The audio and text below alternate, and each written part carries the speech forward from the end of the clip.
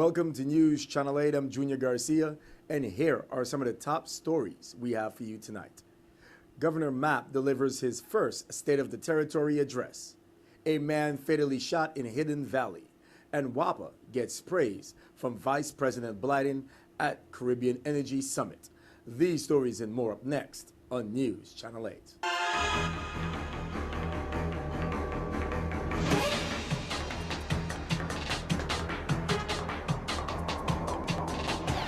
News Channel 8 is brought to you by Body Beast. Call in the Virgin Islands 1-800-458-6815 for Body Beast. This program is the real deal. If you knew me a while ago and you see me today, you'd be like, man, what are you doing?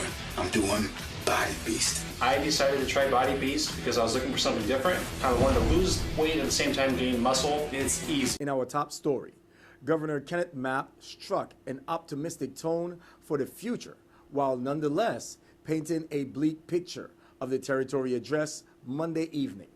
Mapp outlined the economic and fiscal woes of the last few years.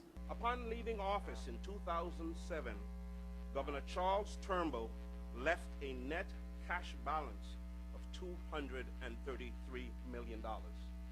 Since that time, the government of the Virgin Islands has collected an average of $702 million annually and has had available approximately $169 million annually in federal grant funding. In addition, we also borrowed $1.2 billion for working capital and project-related activities. So if we combine the cumulative value of the funds collected, borrowed, and made available in the last 8 years, using a multiple of 7.5 fiscal years, we see that the amount of money in hand exceeded $7.8 billion. Today, the new administration must begin to manage your affairs with a critical shortage of funds and obligations that far outpace revenues projected for the fiscal year 2015.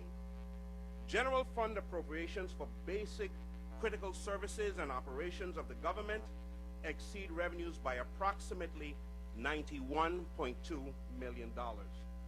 This does not include mandates and obligations for which there are no appropriations, such as the newly imposed 3-point increases in employer contributions to the government employees retirement system, estimated at $7.5 million. The shortfall does not include the $10.3 million due to the Wang F. Louis Hospital as part of the Systems Improvement Agreement with the Centers for Medicaid and Medicare Services, or $26 million for the deficit of the Workmen's Compensation Fund, or the over $41 million due to the government employees retirement system as employer contributions, or the $40 million payment on our outstanding working capital loan, which is due September 30th, 2015. In addition, it does not include our growing debt to the Water and Power Authority for our hospitals, which stand at $42 million, or the $9.2 million owed to taxpayers in income tax refunds over the past 3 years. In short, the $91.2 million shortfall does not include $176 million in additional obligations which I have just noted and that are currently due and owing. Governor Mapp said some services may need to be curtailed and some agencies consolidated to make ends meet. To meet the immediate cash crisis, he said his administration is freezing spending on projects that have not yet begun and can be delayed, and focusing on increasing delinquent tax collections. It is important that we all understand that recovering from this financial crisis will require every citizen to do his or her part, no matter how small, how incremental. Lieutenant Governor Potter and I are committed to working with you to accomplish this, but each of us must carry our piece of the burden, put in our brick one by one to build a better Virgin Islands by satisfying our tax obligations to the territory. Fifth, we will work with Congresswoman Plaskett to assist us on several fronts on the federal level.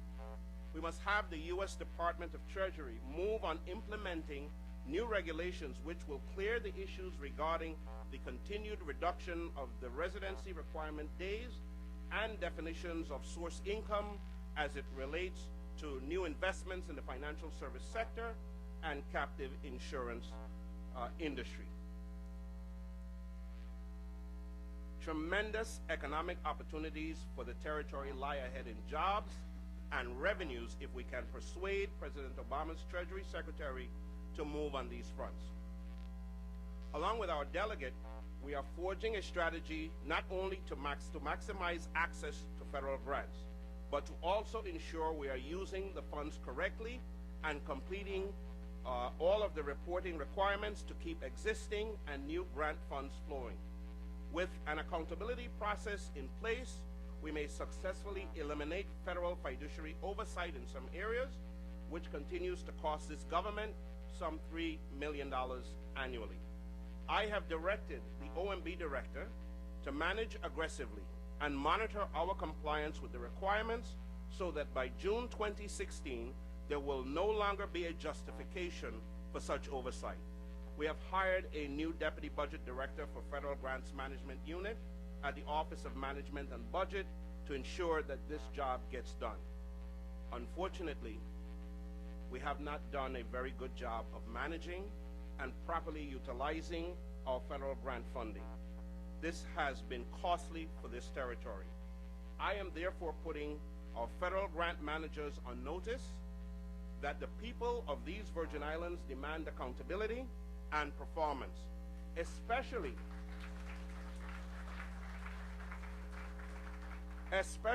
where the funding of this government is at stake.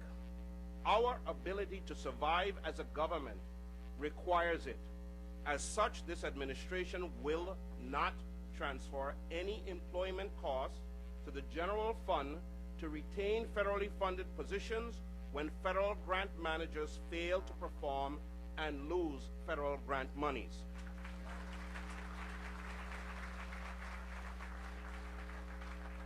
In short, and effective immediately, I will promptly eliminate any federal funded positions where mismanagement of grants results in loss of funding for those positions. Your jobs will follow the money. Senators gave Governor Mapp high marks for laying out a clear picture of the territory's financial woes and pointing to a way forward at his first State of the Territory address. Senator Kenneth Gittens said he would agree with the governor's assessment and also agrees that we can rebound from this. Prior to the address, I had prepared notes of important issues that are plaguing our community and impacting our quality of life. And in listening to Governor Mapp, he too focused on some of the same issues, being the economy, energy, education, our rising crime situation, and our services to our senior citizens, which are personally some of my greatest concerns. If we are serious about moving these islands forward, we must leave no stones unturned.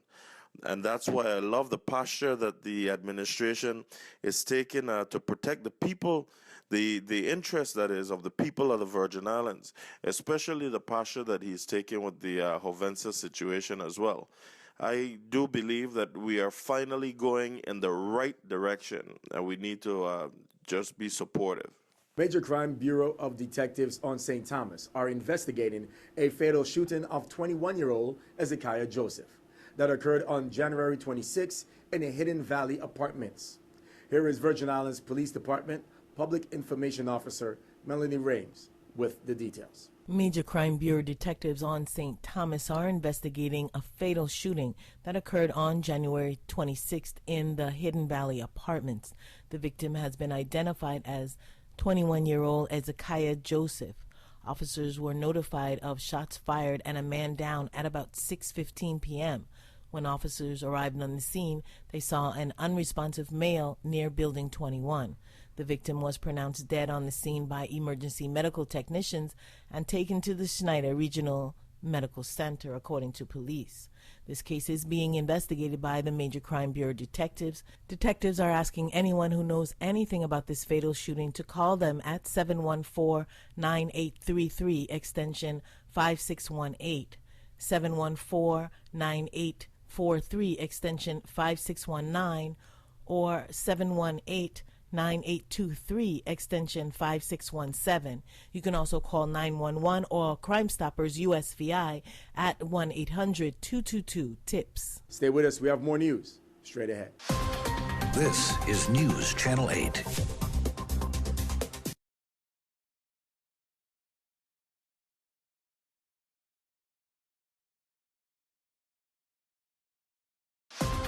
This is News Channel 8.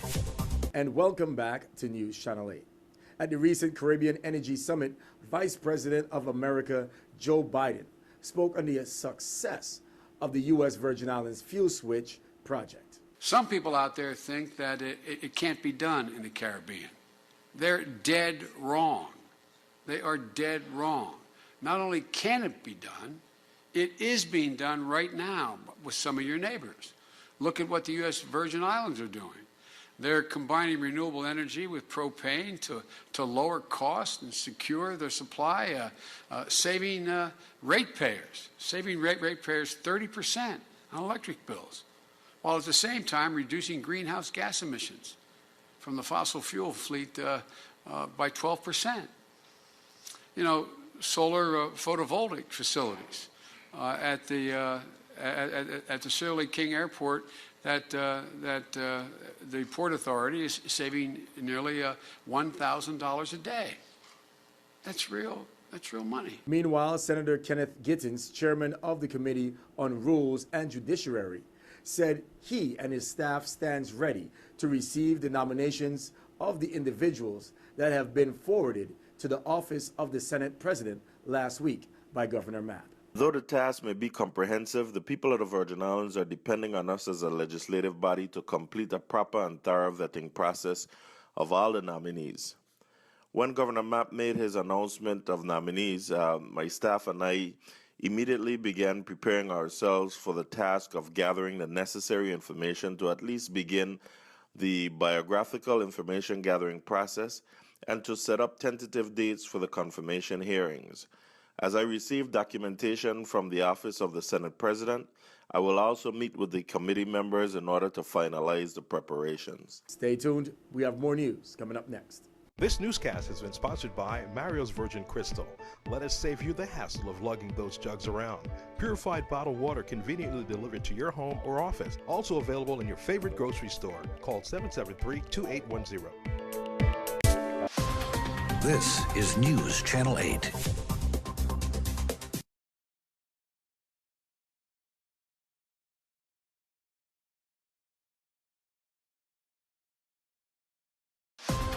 This is News Channel 8. And finally tonight, here is Ashley Messiah with this week's Crime Stoppers Report.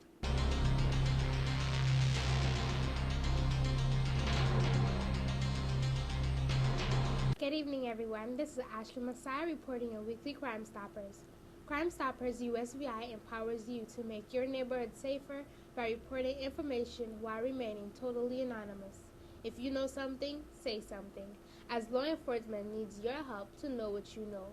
We understand that some people are still skeptical as to how we keep you anonymous. To learn how we do this, visit www.crimestoppersusvi.org and click on How It Works. And to help learn about how we and why Crime Stoppers works, we offer the following. Crime Stoppers USVI is a local chapter of an international program of a non-profit organization led by Citizens Against Crime. If we, or when needed, each local chapter may turn to their regional or national parents for assistance. It is likewise for law enforcement agencies. Some Crime Stoppers program offers cash rewards up to $1,000 to a person providing anonymous information that leads to the arrest of criminals and to fugitives.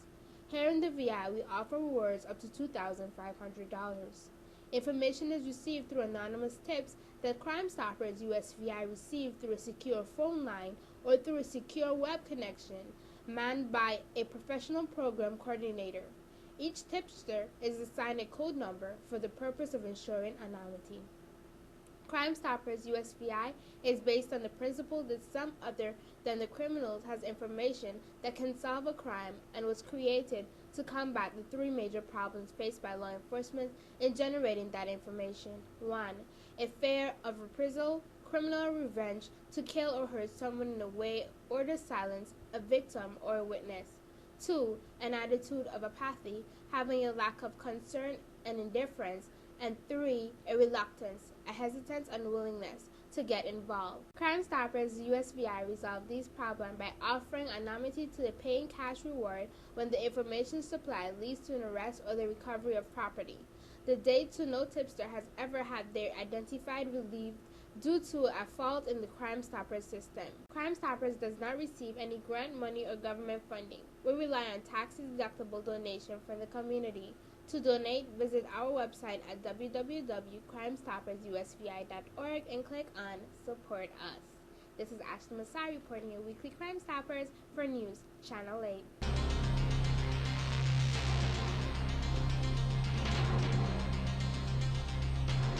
Thank you, Ashley. Stay with us. We have your weather coming up next. Your weather coming up next.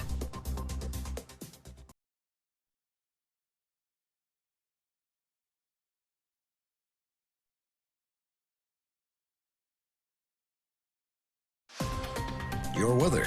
If you live in the northeastern part of America, now is a good time to come down and visit the Virgin Islands. Here's a look at your 5-day weather forecast. Tonight, isolated showers, mostly clear with a low around 72. Southeast wind 11 to 14 miles per hour. Chance of precipitation is 20%. On Wednesday, scattered showers, mainly afternoon. Mostly sunny with a high near 85. East-northeast wind 14 to 16 miles per hour. Coming southeast in the afternoon. Chance of precipitation is 30%. New precipitation amounts of less than 1/10 of an inch possible. Wednesday night, scattered showers, partly cloudy with a low around 71. Northeast wind 9 to 11 miles per hour. Chance of precipitation is 30%. New precipitation amounts of less than 1/10 of an inch possible.